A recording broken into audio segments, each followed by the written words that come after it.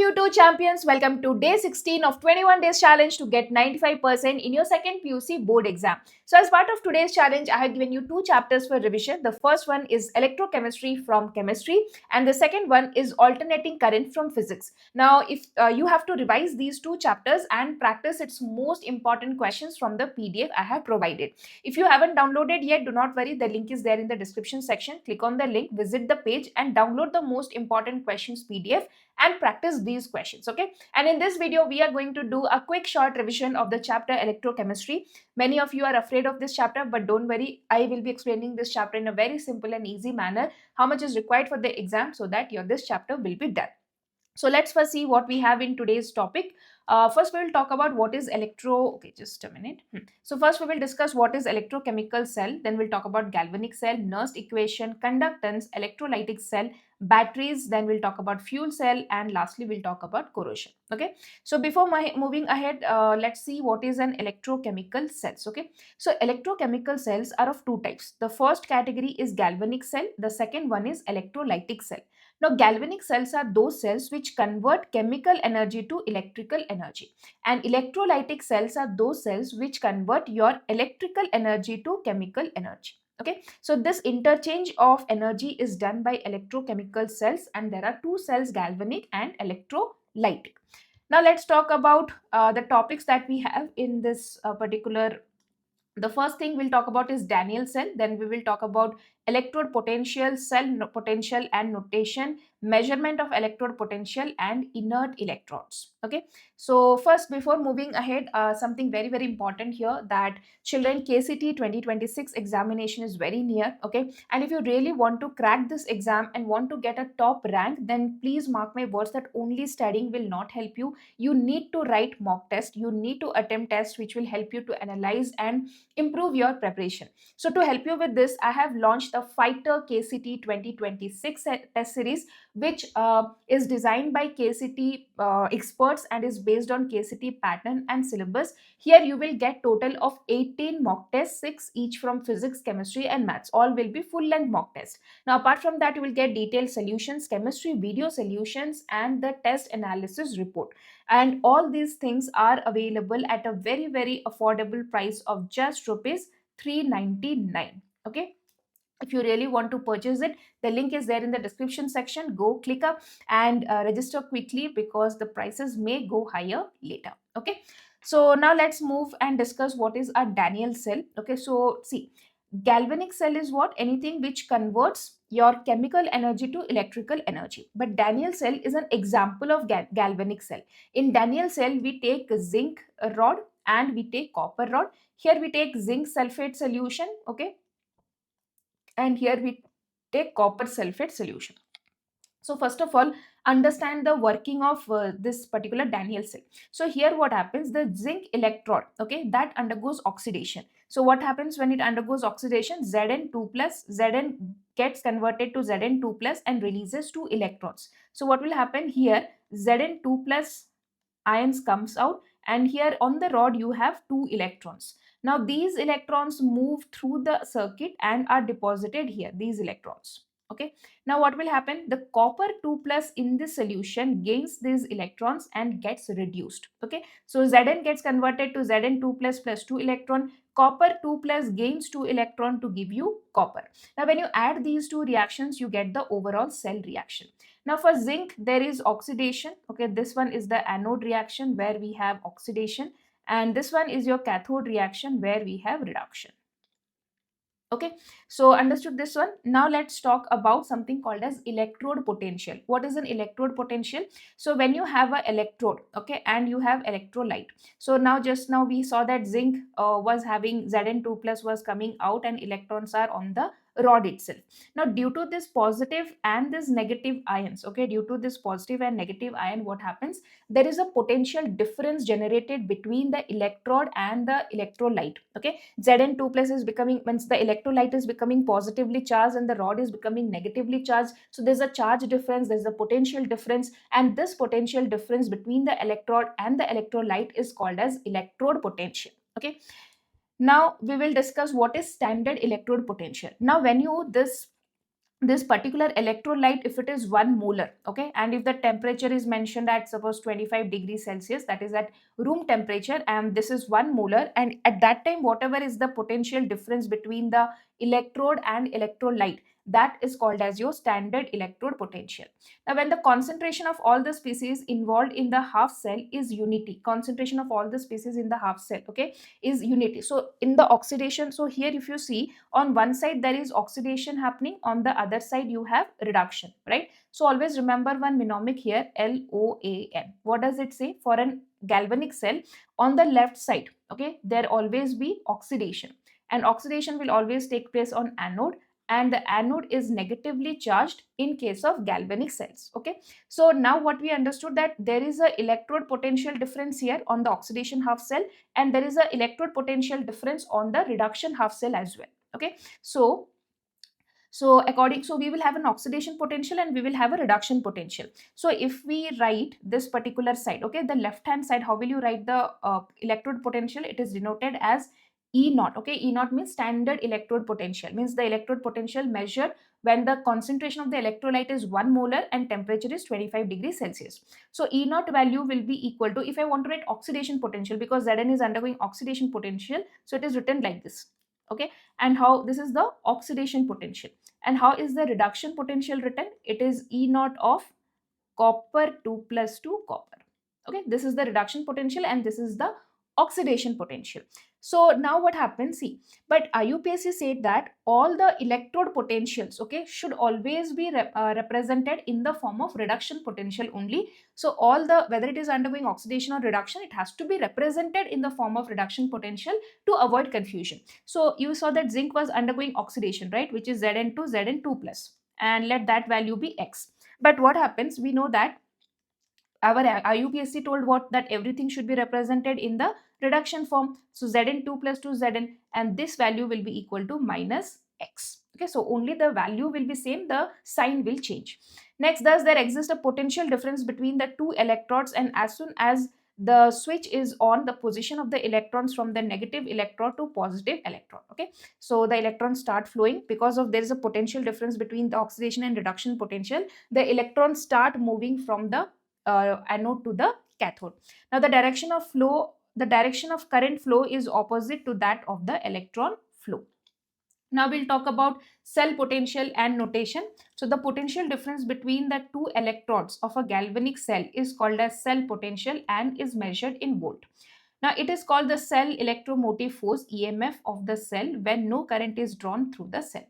Now E of the cell is equal to E of right minus E of left. So or else we can write down E of the cell, okay, E naught of the cell is equal to E naught of cathode minus E naught of anode. Okay, cathode is always on the right side, anode is always on the left hand side.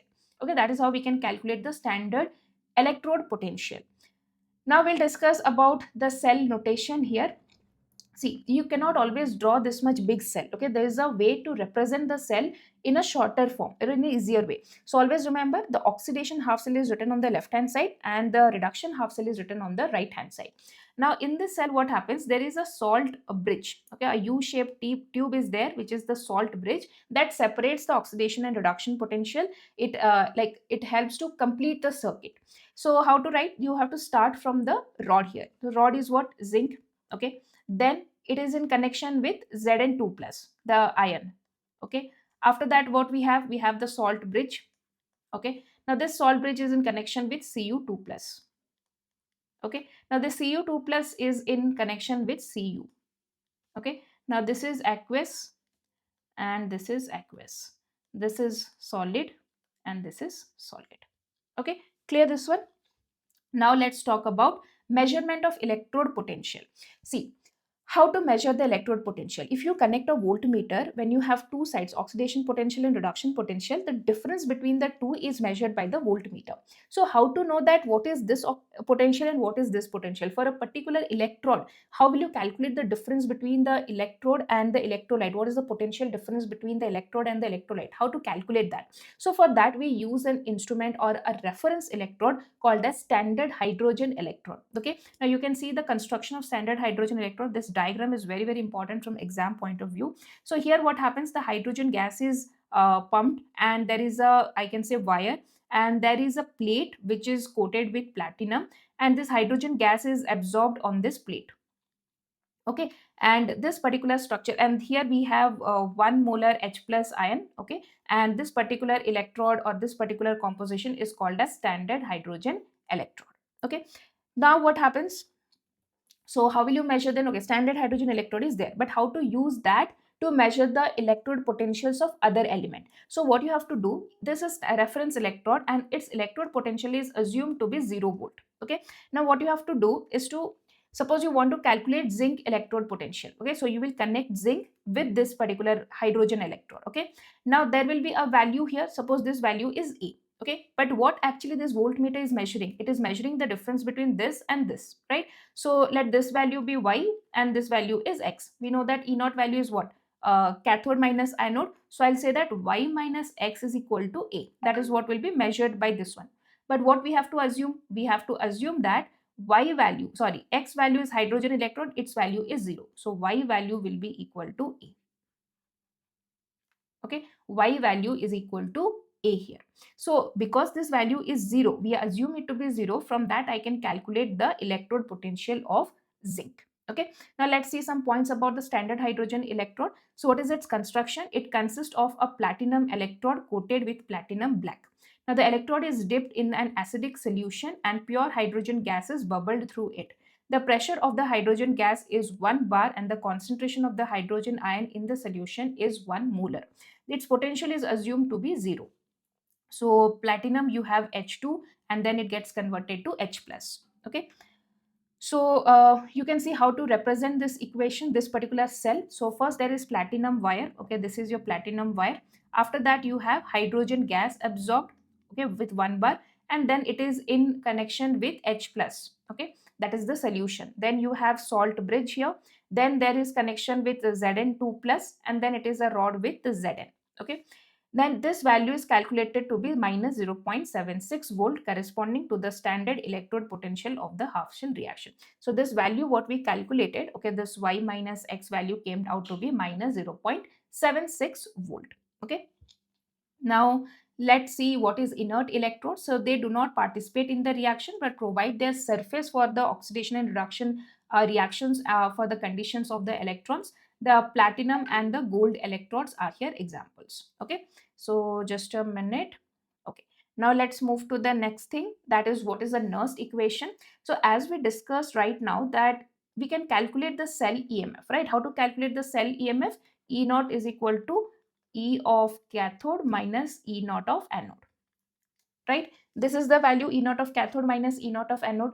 And this E naught, when does this naught stands for? When the pressure is 1 bar, temperature is at room temperature, and you have 1 molar solution concentration. Okay, now what happens if this is under non-standard conditions? If you use non-standard conditions, then this is how you can calculate the cell EMF. Now what will happen when you go to non-standard conditions and you want to calculate the cell EMF? You have to use something called as Nernst equation. Now this Nernst equation can be used for electrode as well as for the cell. Now for electrode, how we can do it? See here. So for electrode, suppose I have a rod like this, Mn plus n electrons give you M. Okay, now how will you calculate this value? E naught minus RT by NF log of 1 by Mn plus. Okay, so you can see the value E is equal to E naught minus 2.303 RT by NF log of 1 by Mn plus. Okay, so 2.30 RT by NF, this is 0.0591 by N, this is the value, then you can calculate. Okay, now if I see Nernst equation for the cell, you have nickel with Ni2 plus 2Ag plus and Ag. Suppose this is the cell, and here Ni2 plus is having what? It is having oxidation, and 2Ag plus 2Ag is having reduction. Okay, now let's see E of the cell is equal to E naught minus RT by 2F ln of Ni2 plus by Ag plus square. Now if I just solve this, I'll get ln, I can convert to 2.303 log, and then if I solve it, you'll get E of the cell is equal to E naught minus 0.059 by N log of Ni2 plus by Ag plus square. Now you have to always remember that if there is any stoichiometric coefficient, that has to be written as the power. Okay, Now we will talk about equilibrium constant and Nernst equation. So at equilibrium, the cell stops working. Okay, means E of the cell is 0. So E naught of the cell is equal to, see, we have this equation, E of the cell is equal to E naught of the cell minus 0.0591 by N log of product concentration by reactant concentration, right? Or this particular thing at equilibrium, we can write it as K. So at equilibrium, E of the cell is actually 0. So what we have, E naught of the cell is equal to 0.0591 by N log of K. Okay, so this is the equation that you will get.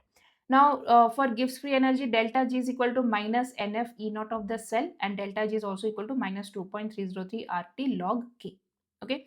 Now we'll discuss about the conductance topic. So conductance, first we'll talk about electrical conductance and ionic conductance, important terms and formulae, variation of conductivity and molar conductivity, and Kohlrausch law. Okay. So what is electrical conductance? The metals, okay, when there is conduction due to electrons, that is called as electrical conductance, what we observe in metals. And when there is conductance due to ions, that is called as ionic conductance, and it is because of the electrolytes. So now first we will see about the, so here there is a small change. Okay, these two are exchanged. This side is ionic conductance, this side is electrical conductance. So on what factor the ionic conductance depends? The nature of the electrolyte. Okay, because from the electrolyte we will get ions, and from the ions it will conduct. So if it is a strong electrolyte, more ions will be produced. If it is a weak electrolyte, less ions will be produced, and that is how the conductance will be affected. Next, here what it will depend? It will depend on the structure of the metal, size of the ions produced, and their solvation. And here it will depend on the number of valence electron per atom. Smaller the size of the ion, more is the conductance. The nature and the nature of the solvent and its viscosity, because the ions have to move through the solvent, right? If the solvent is very viscous, then the ions cannot move freely, so the viscosity of the solvent should be less. Next, it also depends on the concentration of the electrolyte. Now the temperature is very important. If the temperature increases, the ions move faster and conductance increases. Whereas if with temperature it decreases, in case of electrical conductance, if you increase the temperature, the electrons feel more resistance, and that is why the conductance decreases. Okay. Next, we'll talk about some important terms and their definitions. So first of all, resistance, something which opposes the flow of current. It is denoted by capital R, and its symbol is ohm or omega, and its unit is OHM. Next, we have resistivity or rho. Okay, the resistivity for a substance in its resistance when it is 1 meter long and its area of cross section is 1 meter square. Now this is ohm meter or ohm centimeter. Now we have conductance G, that is inverse of resistance 1 by R, and it is ohm inverse S or Siemens. Next, conductivity, it is kappa. So 1 by rho is kappa, conduction of the electrolyte per unit volume. And here we have S meter inverse or S centimeter inverse. Next, we have cell constant G star. It is meter inverse or centimeter inverse. Molar conductance lambda m. It is the conductance of all the ions produced by 1 mole of an electrolyte in a specific volume of the solution. Okay, so this is the example of molar conductance, and its unit is S meter square mole inverse or S centimeter square mole inverse. Now we'll see some important formula here. Resistance R is equal to rho into L by A, where rho is what? Resistivity, L is length, A is area. Okay, I'm just writing here. Rho is resistivity,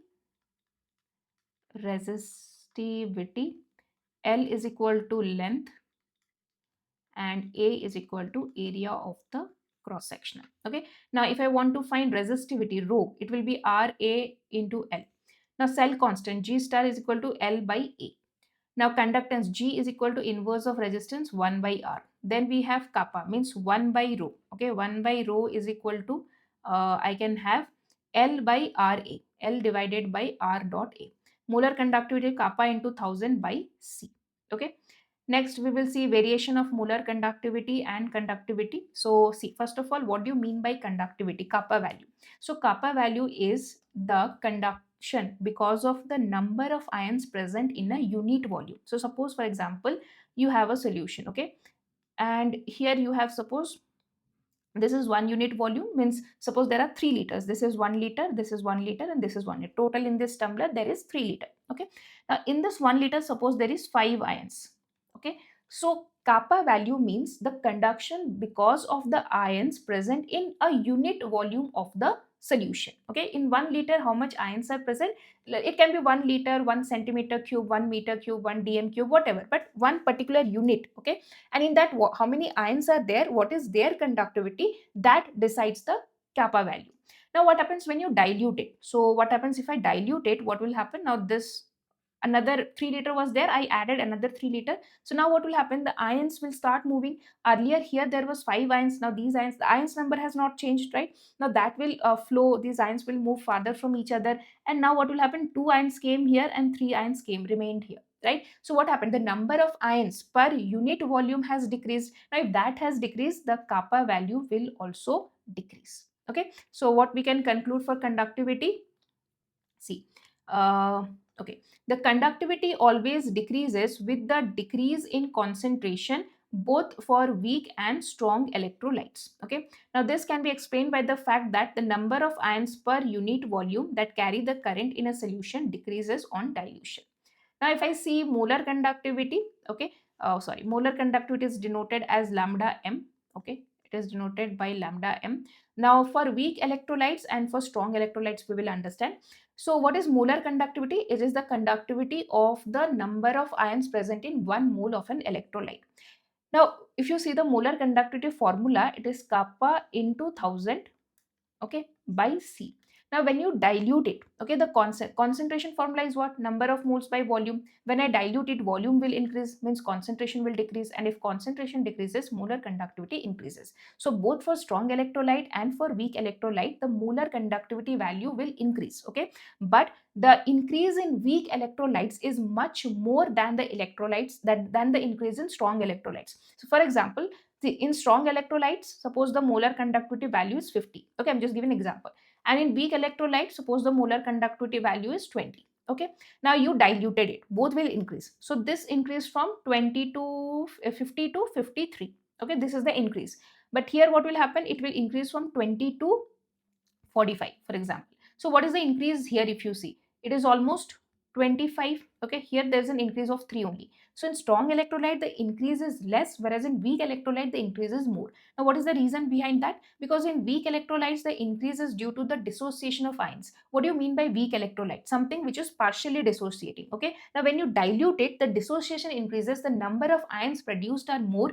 Now when the ions number increases, the molar conductivity will automatically increase. Now suppose for example you have taken 1 mole of acetic acid. Okay, that means what? In that we have 6.022 into 10 to the power of 23 ion, like so AB, some weak electrolyte AB is there. Okay, this many is there.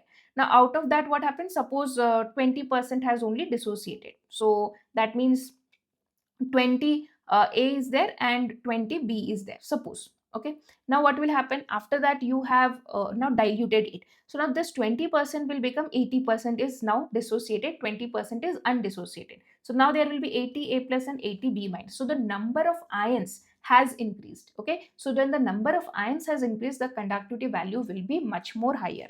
Now in case of strong electrolytes what happens? It increases less. In case of strong electrolytes what happens? You have positive and negative ion, they're dissociated, okay, but they're oppositely charged. So these ions are very close to each other, they are attracted towards each other. Now when you add water, okay, or when you dilute it, these ions move far away from each other and now their mobility increases. There's no attraction force between them and they can move freely. So because of their increase in mobility, their speed increases, the molar conductivity increases. Okay, but there's no change in the number of ions, so the increase is not that drastic. Okay, so it is governed this for strong electrolytes. We have this equation lambda m is equal to lambda naught m minus a into root over c. So based on this equation the graph is drawn. We'll discuss the graph as well, and a is same for the same type of electrolytes. So if you see the graph here, see, suppose when you have 0.4 concentration, the molar conductivity value was somewhere here. Now when you have decreased the concentration, the molar conductivity value has reached here. Now if you see strong electrolyte, okay, in case of strong electrolyte the value is here, and when the concentration has gone lower, then the molar conductivity, this is the value. So you see in case of weak electrolyte the increase is only this much, whereas in case of strong electrolyte the increase is, in case of strong electrolyte the increase is only this much, whereas in weak electrolyte the increase is too high. Okay, next we'll talk about Kohlrausch law. What is Kohlrausch law? So we'll discuss something about limiting molar conductivity. Okay, Now, when you dilute a solution, we have understood that the molar conductivity increases. But when you dilute it to the infinity, means the concentration is very, very less. At that time, whatever is the maximum molar conductivity we can reach, that is called as the limiting molar conductivity. Okay. When the concentration approaches zero, the molar conductivity is known as limiting molar conductivity, and it is denoted by lambda naught m. Now, what is Kohlrausch law? Kohlrausch law tells us that the limiting molar conductivity of an electrolyte, okay, can be represented as the sum of the individual contributions of the anion and the cation of the electrolyte. Okay, so for example, you have AXBY. Okay, that will be equal to X times the molar conductivity of A plus Y times the molar conductivity of P. Okay, I'll give you another example. If I have magnesium chloride, okay, that will be the molar conductivity of magnesium chloride will be equal to molar conductivity of magnesium 2 plus 2 times the molar conductivity of Cl minus. Okay, now we will see what is the applications of Kohlrausch law. It is used to calculate alpha value. Alpha is lambda m divided by lambda naught m, and here Ka is equal to C alpha square by 1 minus alpha, and if I substitute this alpha group, I'll get this particular equation.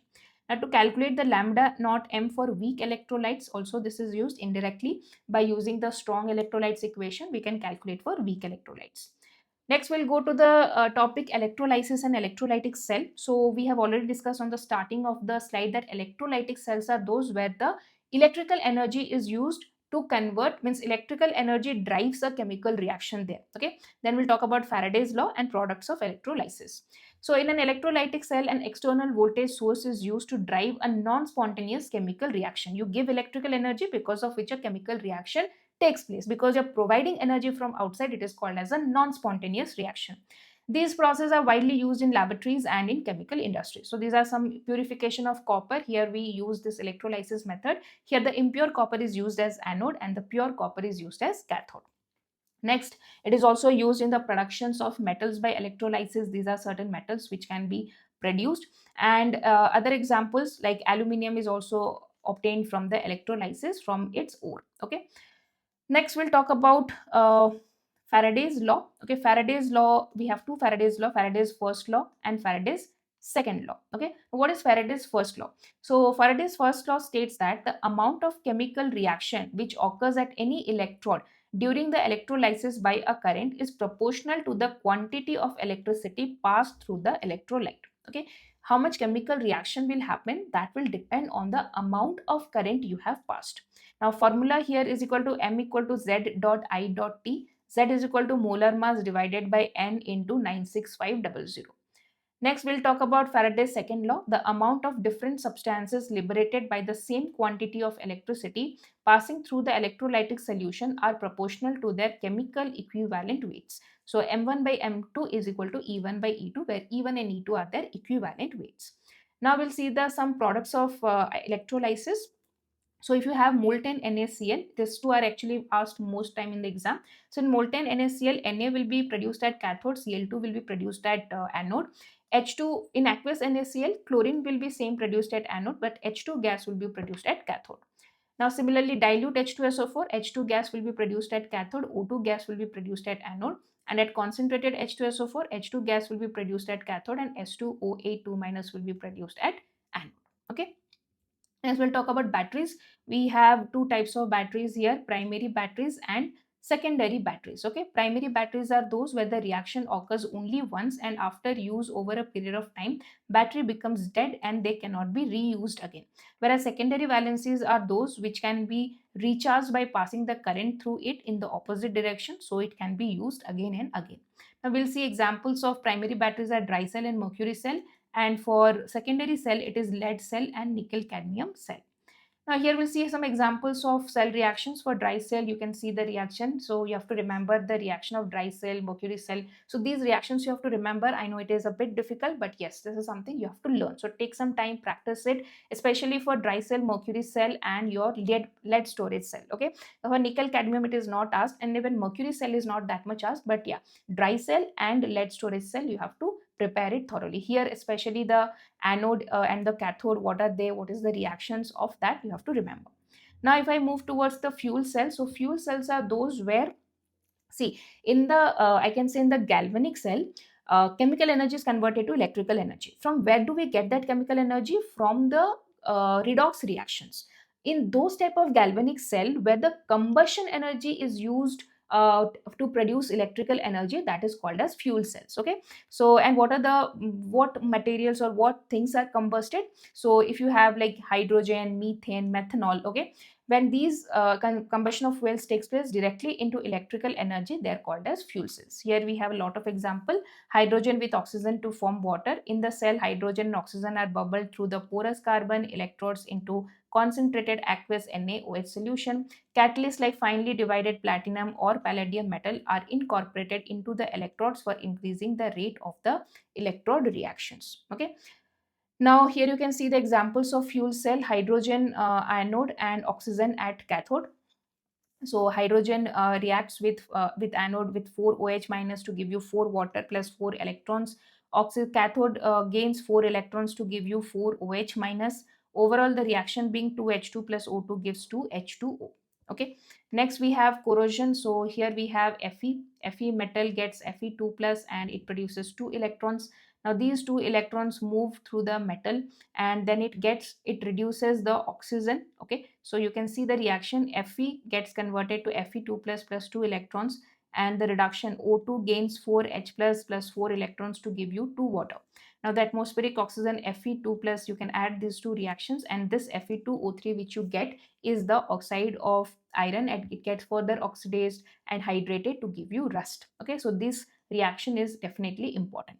Okay, so children, this was the quick revision of electrochemistry chapter. You have to particularly focus on the conductance part and Nernst equation, and this in the theory part you have to learn as hydrogen electrode, fuel cells, battery reactions, and the corrosion phenomena. Okay, so that was all about the revision, and as I've already told you, the fighter KCT 2026 test series is already live now. You can purchase it at a very minimal price of just rupees 399, and you will get the best quality test series here. So please click the link, check in the link given in the description section, and if you feel it is good, do purchase it. Okay, the prices may go higher later near the exam, so please do not delay. Thank you so much for watching this video, and just stay tuned for the next, and I hope you're doing the challenge well.